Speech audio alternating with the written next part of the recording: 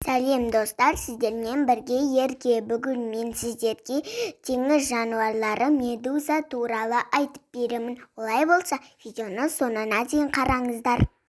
Медузалардың 10 мыңға жуық түрі бар болады екен. Олардың миы, жүрегі және қан тамырлары жоқ. Бұл түршелі иелерінің денесі тек судан тұрады екен. Сондықтан да оларға мұхиттағы өзгерістер әсер етпейді. Кейбір медузалардың көздері бар. Олар түстерді ажырата біледі екен. Медузаның кейбір түрлері ешқашан өмір сүруді тоқтатпайды.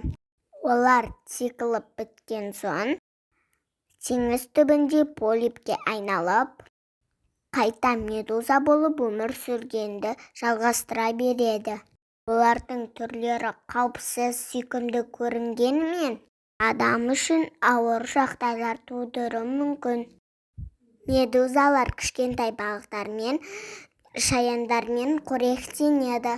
Олар алдымен жемтігін өлтіріп, сосын барып жейді. Медузалар тұщы суларда көбірек кездеседі екен. Достар, өздерін көріп отырғандай, оларды саңырауқұлаққа ұқсатуға болады. Алайда олар саңырауқұлақ емес, олар теңіз жануарлары. Достар, медуза туралы видео ұнаса, лайк басып пікір қалдырып кетіңіздер.